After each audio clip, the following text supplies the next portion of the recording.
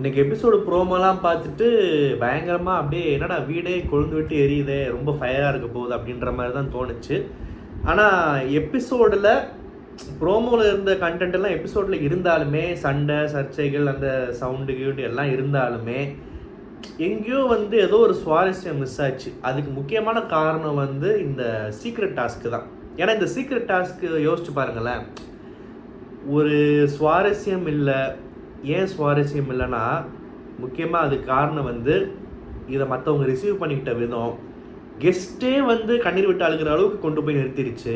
Big pass ரொம்ப சீரியஸாக எல்லாரையும் திட்டுறாரு, எல்லாருக்கும் அட்வைஸ் பண்ணுறாரு, கெஸ்ட்டுக்கிட்ட சாரி கேட்கவான்லாம் கேட்குறாரு. பிரியங்காலாம் ரொம்ப பெரிய வார்த்தை, நீங்கள்லாம் இந்த மூஞ்சிகளுக்காக சாரி கேட்காதீங்கன்ற அளவுக்கு அவங்க எமோஷன் ஆகிறாங்க.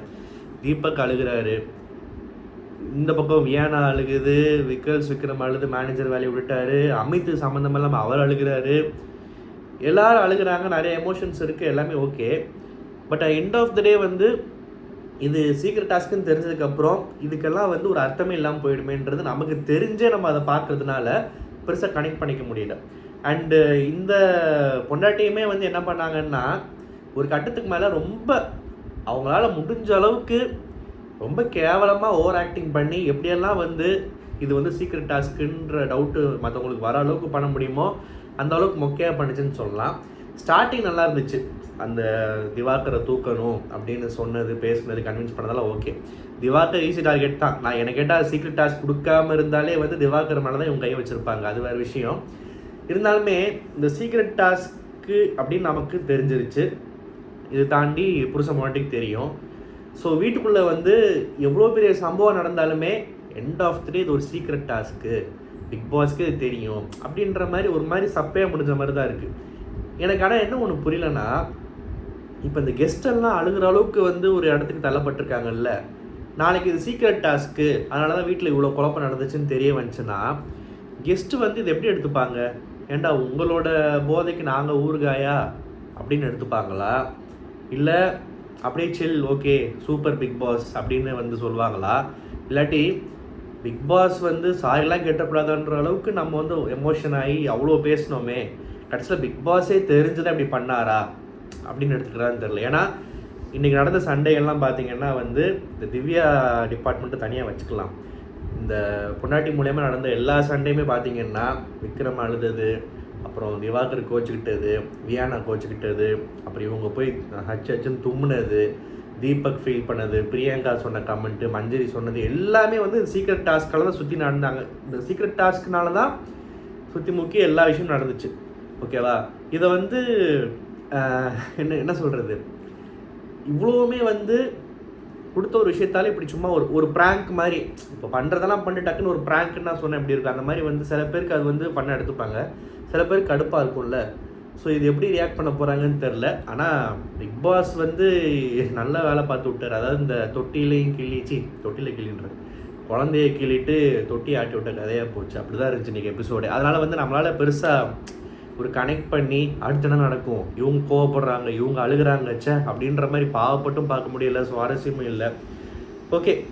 அண்டு இவங்க இதில் ரொம்ப ஒரு பெரிய ஏமாளி யாருன்னா பாவம் திவ்யா தான். ஏன்னா அவங்க என்னன்னா நடக்கிறதெல்லாம் பார்த்துட்டு நம்ம மேனேஜராக இருந்தப்போ நம்ம ஃபெயில் ஆகிட்டோம், ஆனால் இப்போயுமே வீடு எவ்வளோ குழப்பத்தில் எவ்வளோ கெட்ட பேர் வாங்குது, விக்ரம் ஒரு மேனேஜர்ன்ற இடத்துலேருந்து அழுது ரிசைன் பண்ணுற அளவுக்கு தள்ளப்பட்டிருக்காரு, அப்பாடி இப்போ ஊர் உலகத்துக்கு நம்ம ப்ரூவ் பண்ணிடலாம், நம்ம வேலையை கரெக்டாக தான் பண்ணோம் அப்படின்னு சொல்லிட்டு அவங்க ஒரு ஜோனில் இருக்காங்க. இது ப்ராங்கால தான் இவ்வளோ குழப்பம், ப்ராங்க்ன்ற இந்த சீக்ரெட் டாஸ்க்கால தான் இவ்வளோ குழப்பம்னே தெரியாமல்.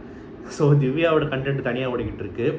அண்டு இது துஷாருக்கும் திவ்யாவுக்கும் ஊட்டிக்கிச்சு. ஏற்கனவே சொன்ன மாதிரி ஏன்டா நீ இவ்வளோ நாளாக சூடு சோரணை இல்லாமல் தான் இருந்தேன், இப்போ மட்டும் என்ன திடீர்னு எகிர்ற அப்படின்ற மாதிரி திவ்யாவுக்கு போவோம். நான் இப்போயாவது எகிர்றேன், நான் இதுக்கு முன்னாடி எகிரிருக்கேன், எனக்கு தேவைப்படுறப்ப நான் எகிருவேன், ஆள் பார்த்தா நான் பண்ணுவேன். கமருதீன் மாதிரி நீ ஓரவாய் விட்டீங்கன்னா நான் உன் மேலே என்ன சொல்கிறது, தேவைப்பட்டால் நான் கோவப்படுவேன் அப்படின்ற மாதிரி அவரோட ஆட்டிடியூட் இருக்குது.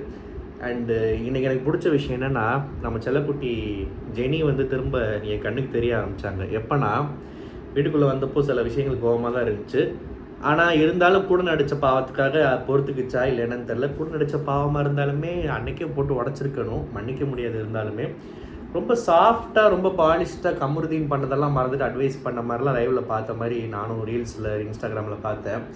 இன்றைக்கி வந்து கமருதீன் வந்து அகைன்ஸ்டாக வாய் விட்டோடனே வந்து டெக்கோரம் டீசெண்டாக வார்த்தை விடுறது, இப்போ வார்த்தையை பார்த்து இந்த வீட்டில் பேசுகிறத பற்றி நீங்கள் பேசாதீங்க, நீ பேசாதுன்னு சொல்லிட்டு கமருதீனை வந்து கேட்டு விட்டுச்சு. ஸோ உள்ளுக்குள்ளே தெரியுது கமருதீன்றது ஒரு கேவலவாதி உள்ளே உட்காந்துருக்கு வாயில் இதெல்லாம் பேசிட்டு அப்படின்னு.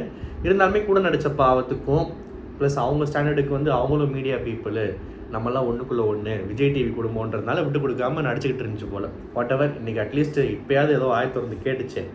அதனால் வந்து தெரியாமல் செல்ல குட்டின்ட்டேன். அவ்வளோ சீன் இல்லை, பொறுத்திருந்து பார்க்கலாம் முழுசாக நம்ம மனம் கவர மாதிரி நடந்துக்கிறாங்கன்னு சொல்லிட்டு. அப்புறம் விக்ரம் அழுதப்போ உண்மையாக பாவமாக இருந்துச்சு.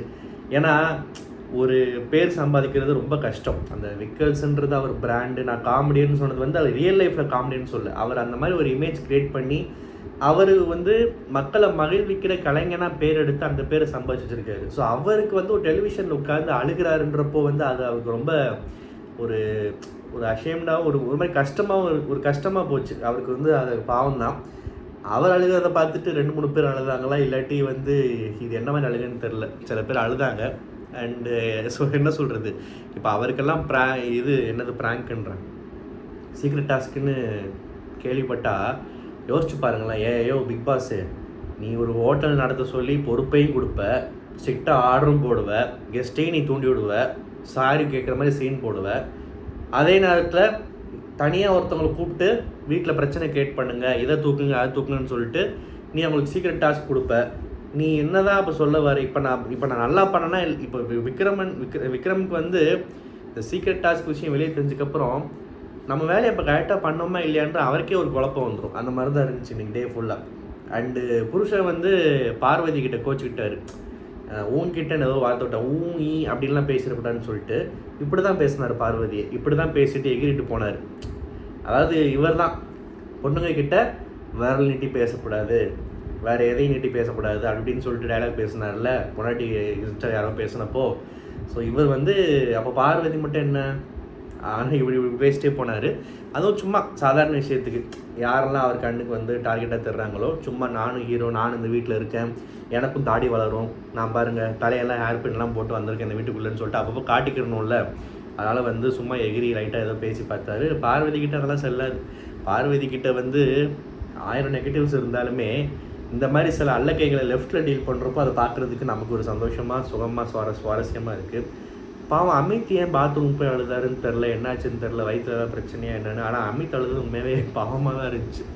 அமித் வந்து இந்த வீட்டில் நடக்கிற பிரச்சனைகள்லாம் பார்த்து பாவம் மனுஷன் ஒரு மாதிரி கறி கலங்கி அவரையுமே வந்து அவருக்கும் திவ்யாவுக்கு முட்டிக்கிச்சு. ஸோ அதனால் வந்து லைட்டாக எனக்கு ஏதோ ஒரு விஷயம் குமரி அப்படியே ஃபீல் பண்ணிட்டாரு. அண்டு மனோ வந்தார் வீட்டுக்குள்ளே. ஸோ எஸ்பிபி அவர்கள் எங்கேயும் போகல, அவர் நம்மோட தான் வாழ்ந்துட்டு இருக்காரு.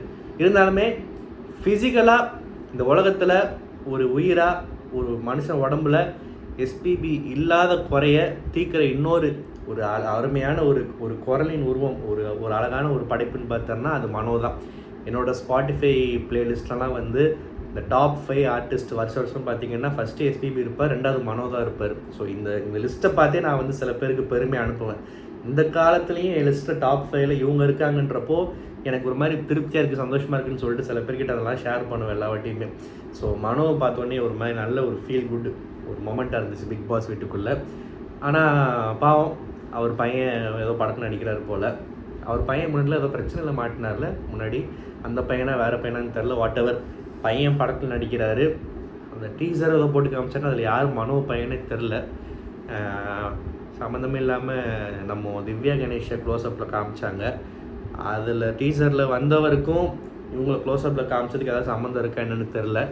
நான் முன்னாடி ஒரு கதை கேள்விப்பட்டிருக்கேன். சரி வாட் எவர், என்னென்னா இந்த மாதிரி வந்து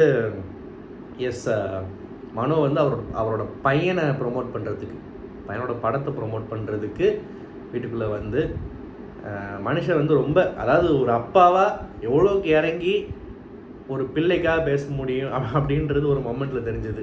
நான் 30-40 வருஷம் வந்து பாடல்கள் மூலயமா இசை மூலயமா மக்களை வந்து ஏதோ கொஞ்சம் மகிழ்விச்சிருக்கேன்.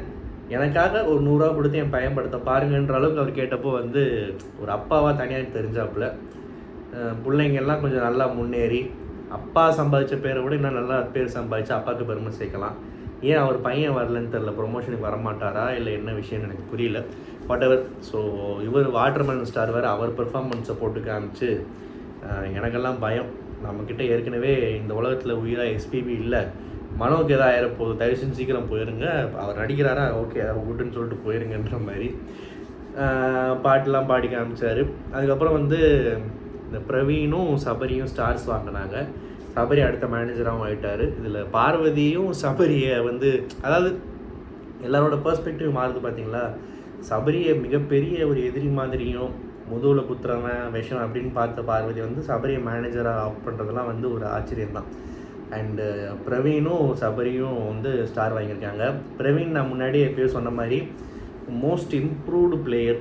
அதாவது கேரக்டர் வைஸோ பேசுகிற விதத்துலேயோ கெட்ட பேர் வாங்கினாலும் அதை தாண்டி ஒரு ஃபிசிக்கல் டாஸ்க்கு ஒரு வேலைன்னு வந்துட்டால் நான் பார்க்க தான் கருப்பு பட் நான் வெள்ளைக்காரன் அப்படின்றத ப்ரூவ் பண்ணுற மாதிரி பிரவீன் வந்து என்ன சொல்கிறது, வேலைன்னு வந்துட்டால் வெள்ளைக்காரன் ஒரு படம் இருக்குது, அதுக்காக அப்படி சொன்னேன். உடனே வந்து ரேசிஸ்ட் கமெண்ட் அப்படின்னு சொல்லிடாதீங்க, வெள்ளையாக இருக்கிறது தான் வேலை செய்வானா அப்படின்ற மாதிரிலாம் இல்லை. ஸோ வந்து பிரவீன் வந்து ஒரு இம்ப்ரூவ்டு பிளேயர். தனக்கு இருக்கிற ஒரு எங்கே ஒரு ஸ்ட்ரென்த் இருக்கோ அதை ப்ராப்பராக பயன்படுத்தி அந்த ஏரியாவில் நான் வந்து என்னை அடிச்சுக்க ஆள் இல்லை, நான் இம்ப்ரூவ் ஆகி போயிட்டே இருப்பேன், நல்ல பேர் எடுப்பேன்னு சொல்லிட்டு ஒரு மாதிரி தனித்து ஒரு பேர் சம்பாதிச்சுக்கிட்டு இருக்கார். உண்மையாகவே வந்து இந்த ஹோட்டல் டாஸ்கில் முழுசாக ஹோட்டல் ஸ்டாஃபாகவே வாழ்ந்த ஒரு பிரவீனுக்கு 2வது ஸ்டார் கிடச்சது வந்து ரொம்ப டிசர்விங். ஸோ நல்ல விஷயம், கண்டிப்பாக பாராட்டலாம். குறை சொல்கிறப்போ சொல்லிவிட்டு பாராட்ட வேண்டிய இடத்துல கண்டிப்பாக பாராட்டலாம். இதை தாண்டி இன்றைக்கி எபிசோடில் பெருசாக வேறு எதுவும் இல்லை. அண்ட் இந்த ஹோட்டல் டாஸ்க்கு முடிஞ்சிருச்சு. கெஸ்ட்டு இருக்க போகிறாங்களா, ஐ மீன் இனிமேல் அவங்க கெஸ்ட்டு இல்லை, என்னவா இருக்க போகிறாங்கன்னு தெரில. ஸோ இது எப்படி போகுது என்னன்றத இந்த ப்ராங்க், ஐ மீன் இந்த சீக்ரெட் டாஸ்க்கு உடையிறப்போ எப்படி ரியாக்ட் பண்ணுறாங்கன்ற பொறுத்து வந்து பார்க்கலாம். இந்த ரிவ்யூ உங்களுக்கு பிடிச்சிருந்தா மறக்காம சேனல் சப்ஸ்கிரைப் பண்ணுங்கள். நன்றி, வணக்கம்.